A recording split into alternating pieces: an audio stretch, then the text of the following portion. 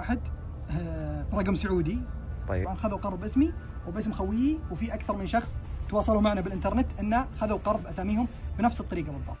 امتدادا لجهود الأجهزة الأمنية في مكافحة جرائم النصب والاحتيال التي تستهدف التعاملات المالية للمواطنين والمقيمين، فقد تمكن فريق أمني متخصص بشرطة منطقة الرياض بعد توفيق الله من كشف شبكتين إجراميتين، الأولى تتكون من 8 أشخاص، 5 مقيمين من الجنسية الباكستانية ومقيما من الجنسية الهندية، و2 خارج المملكة، امتهنوا تنفيذ عمليات نصب واحتيال تمثلت بالإعلان عن مقابلات شخصية بالاتصال المرئي لوظائف متاحة واستدراج الضحايا للحصول على المعلومات الخاصة بهم تمكنهم من الحصول على قروض تمويلية بأسماء الضحايا، مستقلين ثغرة في نظام التحقق لإحدى شركات التمويل.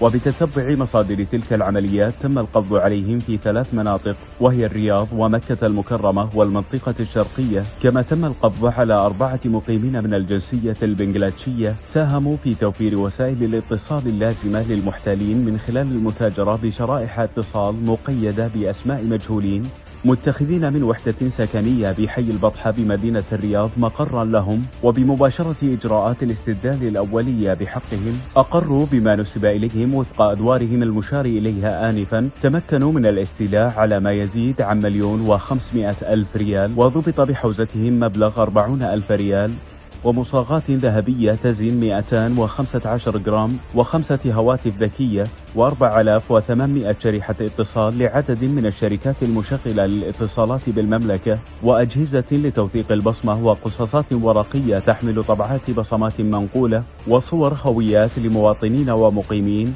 حيث تم إيقافهم تمهيدا لاستكمال الإجراءات النظامية. बिस्मिल्लाहिर्रहमानिर्रहीम। अस्सलाम वालेकुम। परदेसी न्यूज़ में खुश आमदीद। सऊदी हुकूमत ने जालसाजों और फ्राडियों के ख़िलाफ़ घेरा तंग किया हुआ है। जैसा कि आप दोस्तों ने आज से 2 दिन पहले देखा कि सऊदी अरब के शहर रियाज़ में 24 पाकिस्तानियों को एक गिरोह को गिरफ़्तार कर लिया गया है, जिन्होंने 35 मिलियन सऊदी रियाल का फ्रॉड किया था, जो लोगों को फ़ोन कॉल करके और SMS के ज़रिए उनके अकाउंट्स की मालूमात हासिल करके उनको लूटते थे। इसी तरह कल भी सऊदी अरब के शहर रियाज़ में सऊदी सिक्योरिटी फोर्सेस ने 2 ऐसे ग्रोह को गिरफ़्तार किए हैं जो इस तरह के कामों में मुलविस थे। एक ग्रोह 8 अफराद पर मुश्तमिल था, जिसमें 5 पाकिस्तानी, 1 इंडियन शहरी और 2 अफराद जो सऊदी अरब से बाहर है, इनको गिरफ़्तार कर लिया गया है और इनके कब्ज़े से भारी मालियत के जो चीज़ें हैं वो बरामद की गई है। ये लोग भी इसी तरह का फ्रॉड करते थे, जो SMS के ज़रिए और कॉल के ज़रिए लोगों के अकाउंट के मालूमात हासिल करते थे और फिर उनको लूटते थे, जिसमें सऊदी शहरी और गैर मुल्की भी शामिल थे। और दूसरा ग्रोह जो पकड़ा गया है, ये 4 अफराद पर मुश्तमिल है जो बांग्लादेशी शहरी है और इनके कब्ज़े से हज़ारों के तादाद में सिम कार्ड बरामद किए गए हैं। सिम कार्ड के साथ साथ ज्वेलरी की भी काफ़ी ज़्यादा मकदार इनसे बरामद की गई है।